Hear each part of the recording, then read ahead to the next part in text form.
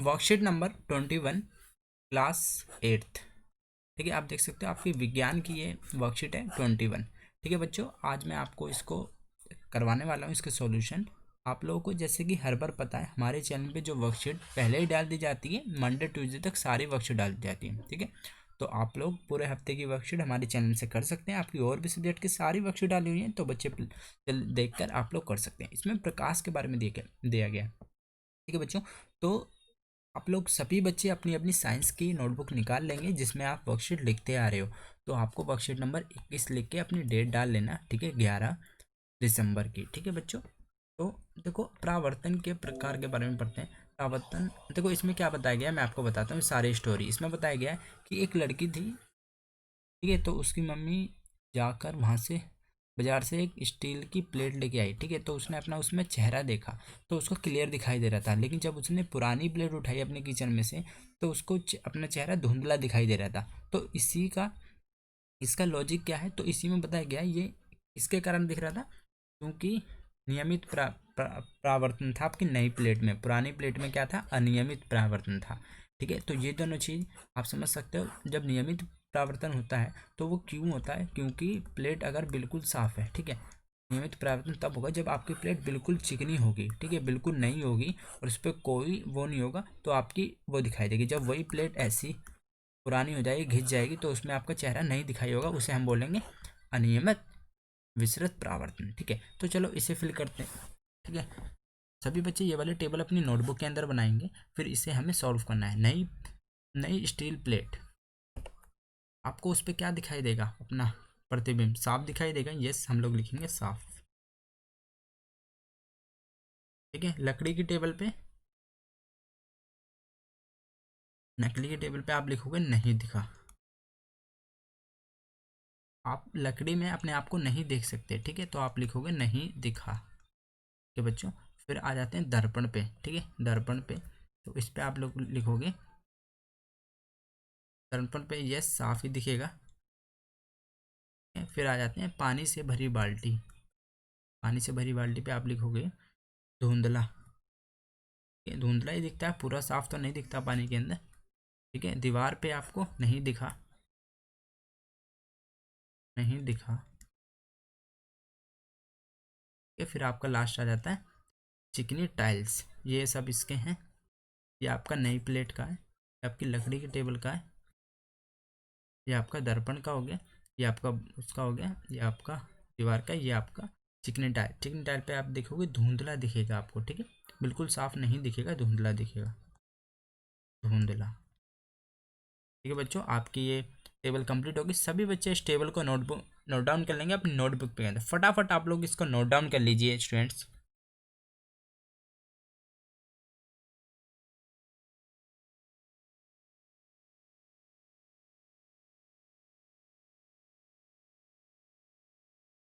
ठीक है, होप करता हूँ सभी स्टूडेंट नोट डाउन कर लेंगे। मैं नीचे की तरफ चलता हूँ।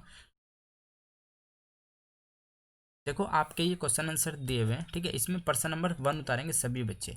विसरित परावर्तन किसे कहते हैं? सभी बच्चे नोट डाउन करेंगे इसको फटाफट। ठीक है,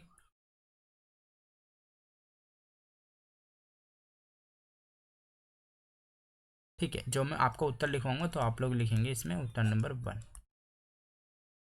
सभी बच्चों ने ये नोट डाउन कर लिया, विसरित परावर्तन किसे कहते हैं। ठीक है बच्चों, देखो इसमें क्या है, विसरित परावर्तन के बारे में पूछा है। ठीक है, तो जैसे कि आप सब लोग क्या करेंगे, ब्लैक पेन से क्वेश्चन उतारेंगे। ठीक है, मोस्टली स्टूडेंट सेम पेन से लिख देते हैं। अगर आपको मार्क्स चाहिए अच्छे हैं एग्जाम के अंदर, आप चाहते हो आपके अच्छे मार्क्स आएँ, तो आप लोग प्लीज़ ब्लैक पेन का यूज किया कीजिए क्वेश्चन को उतारते हुए। ठीक है, आप लोग क्वेश्चन को ब्लैक पेन से उतारेंगे सभी बच्चे, फिर आप उसको उससे लिखेंगे। ठीक है, इसमें देखो विस्तृत परावर्तन के बारे में पूछा है, तो विस्तृत में आप लोग लिखोगे सब जो जो मैं लिखूंगा आप लोग लिख लेना। ठीक है, जब किसी अनियमित सतह, जब किसी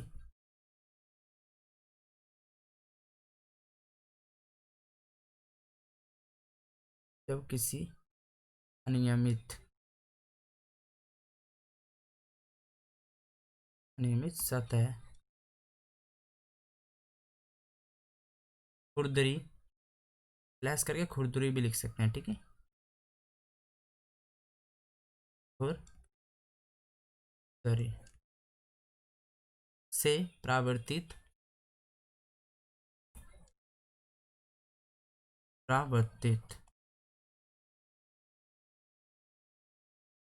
सभी समांतर किरणें एक दूसरे के समांतर नहीं होती। सभी समांतर किरणें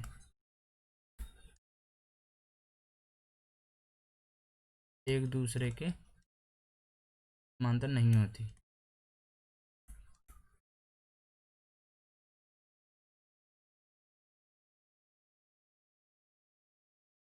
समांतर नहीं होती।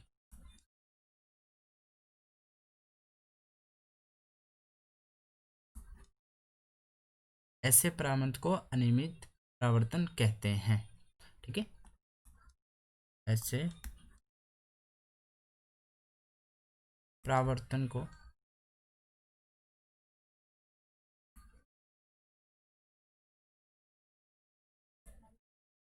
अनियमित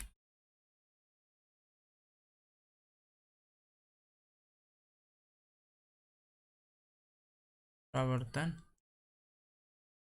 कहते हैं।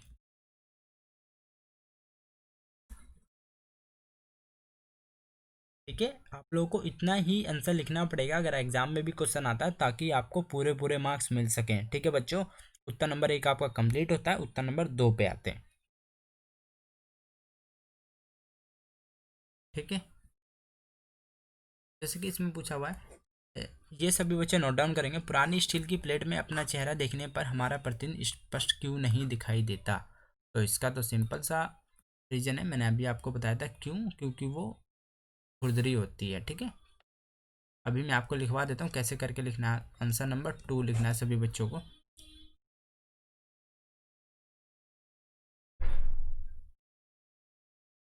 देखो यहाँ से लिखेंगे आप, पुरानी स्टील की प्लेट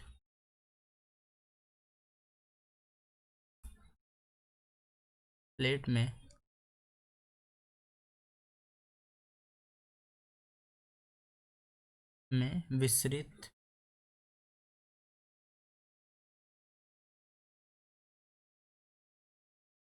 या अनियमित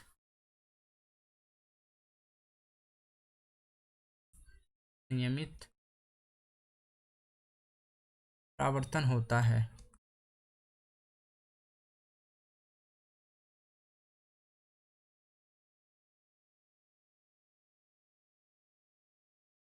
ठीक है, पुरानी स्टील की, यहाँ पे की आएगा बच्चों, की, ठीक है, की प्लेट में विसरित या अनियमित परावर्तन होता है, ठीक है। इसलिए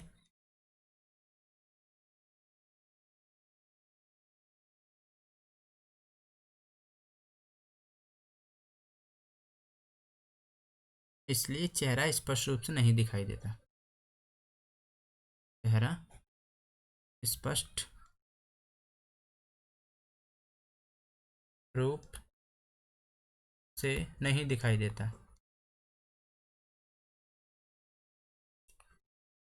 नहीं दिखाई देता।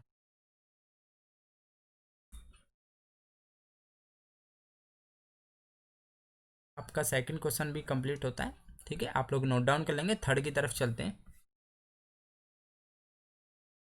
ठीक है। थर्ड में आपको देखोगे विस्तृत और नियमित परावर्तन के बीच अंतर स्पष्ट करना है, ठीक है।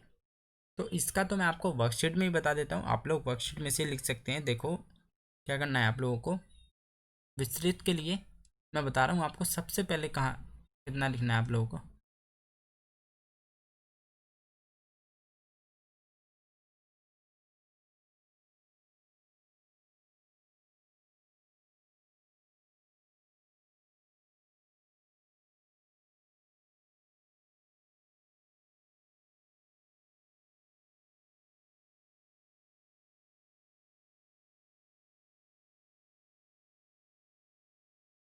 देखो सबसे पहले सभी बच्चे अपनी आंसर बुक में हेडिंग डालेंगे विस्तृत परावर्तन, ठीक है।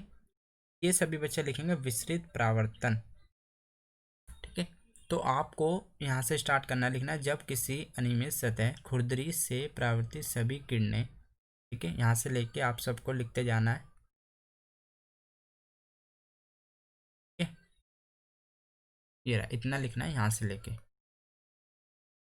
ठीक है, फिर आ जाते हैं नियमित। इसमें आपको फिर हेडिंग डालनी है उसके जस्ट नीचे, फिर आपको ये लिखना है सारा।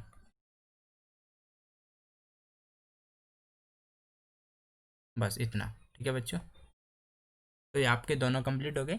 यहाँ से लेके यहाँ तक आपको लिखना है एक में, फिर ये आपको यहाँ से लेके यहाँ तक लिखना है। ठीक है, समझ गए। ठीक है, तो आपका ये आंसर कंप्लीट होता है। वीडियो पोस्ट करके आप लोग लिख लीजिए।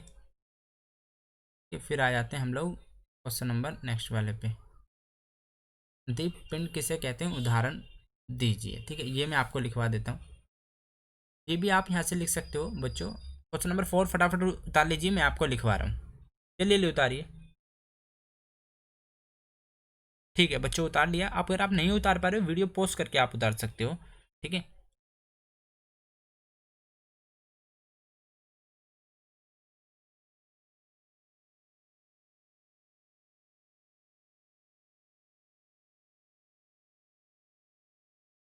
चलो सभी बच्चे यहाँ से लिखेंगे।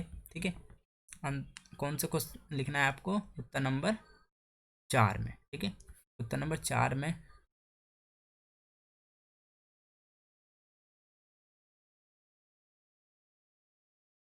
ये रहा आपका 4। यहाँ से लिखना है स्वयं का प्रकाश। ठीक है, उत्सर्जन करने वाले पिंडों को दीप पिंड कहते हैं। ठीक है, यहाँ से लेके यहाँ तक लिखेंगे आंसर नंबर 4 में। ठीक है, ये पूरा लिखेंगे जो जो मैंने किया है। फिर आपको उदाहरण के यहाँ से लिखना है, जैसे सूर्य, मोमबत्ती की ज्वाला और विद्युत लैंप लिखना। ये लिखना है आपको उदाहरण में। ठीक है, उदाहरण इससे पहले उदाहरण लिख लेना है ऐसे, उदाहरण। ठीक है, फिर आपको ये लिखना है। ठीक है, फर्स्ट आपको स्टार्टिंग में ये लिखना है, स्वयं का प्रकाश उत्सर्जित करने वाले पिंडों को दीपपिंड कहते हैं। उदाहरण जैसे सूर्य, मोमबत्ती की ज्वाला और विद्युत लैंप। ठीक है, आंसर नंबर 4 भी आपका कंप्लीट होता है।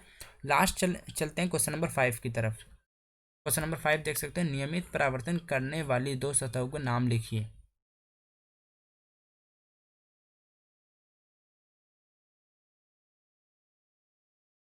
ठीक है, नियमित परावर्तन करने वाली दो सतहों के नाम लिखने हैं, तो इसमें मैं आपको लिखवा देता हूँ।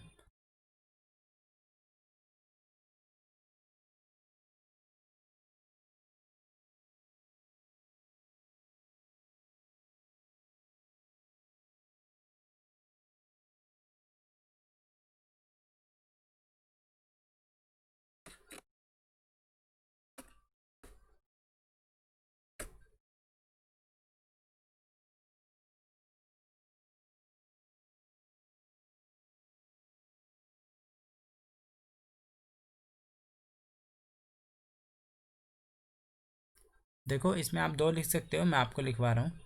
ठीक है,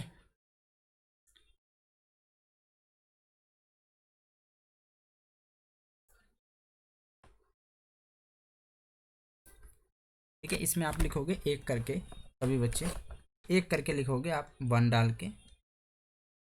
दर्पण,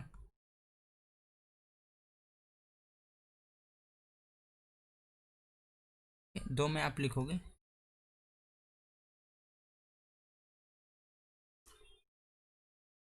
नई स्टील की प्लेट।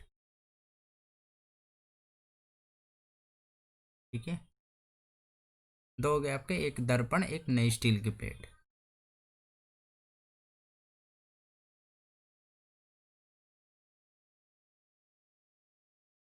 ठीक है, तो आपकी वर्कशीट कंप्लीट हो गई। आपको अगर मेरी वीडियो से कुछ भी सीखने को मिला तो चैनल को जरूर सब्सक्राइब करना, वीडियो को लाइक करना। ठीक है, आपकी सारी वर्कशीट टाइम पे करा दी जाती है। ठीक है, ट्यूसडे तक आपकी सारी वर्कशीट अपलोड हो जाती हैं, तो आप लोग चैनल को जरूर सब्सक्राइब कर लें, जिससे जो भी वीडियो डालें आप लोगों को पता चल जाए। ठीक है स्टूडेंट, मिलते हैं नेक्स्ट वीडियो में। Till then bye, be safe, stay healthy. जय हिंद, जय भारत।